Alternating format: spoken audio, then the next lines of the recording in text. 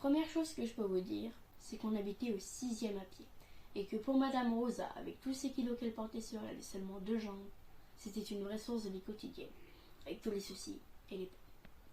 Elle nous le rappelait chaque fois qu'elle ne se plaignait pas d'autre part, car elle était également juive. Sa santé n'était pas bonne non plus, et je peux vous dire aussi dès le début que c'était une femme qui aurait mérité un ascenseur.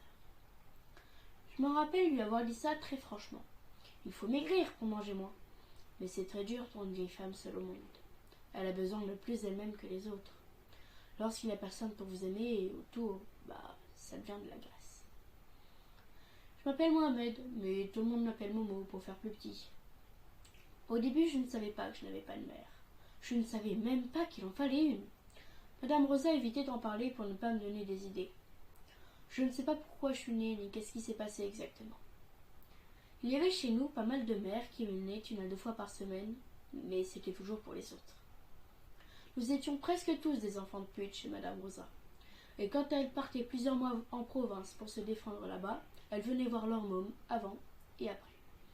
C'est comme ça que j'ai commencé à avoir des ennuis avec ma mère. Il me semblait que tout le monde en avait une, sauf moi. J'ai commencé à avoir des crampes d'estomac et des convulsions pour la faire venir. Il y avait sur le trottoir d'en face un môme qui avait un ballon et qui m'avait dit que ça lui revenait toujours quand il avait mal au ventre. J'ai eu mal au ventre, mais ça n'a rien donné. Ensuite, j'ai eu des convulsions, pour rien aussi.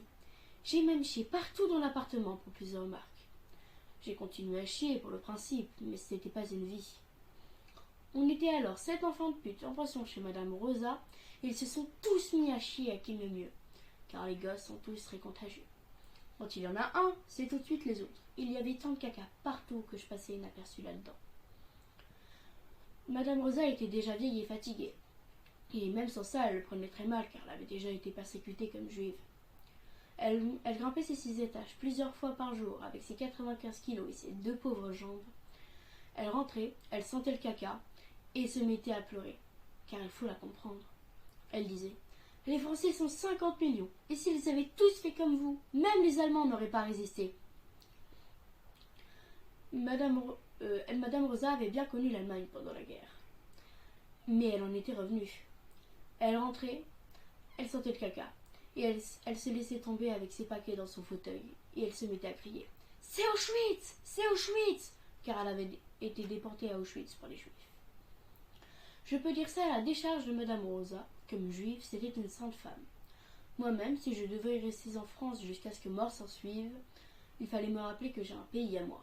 Et ça vaut toujours mieux que rien. Mon pays, ça devait être quelque chose comme l'Algérie ou le Maroc, même si mon nom ne figurait nulle part d'un point de vue documentaire. Madame Rosa en était sûre. Elle ne m'élevait pas comme arabe pour son plaisir. Elle disait aussi que pour elle, ça ne comptait pas. Tout le monde est égautre quand on est dans la merde. Et si les Juifs et les Arabes se cassent la gueule, c'est parce qu'il ne faut pas croire que les Juifs et les Arabes soient différents des autres. Et c'est justement la fraternité qui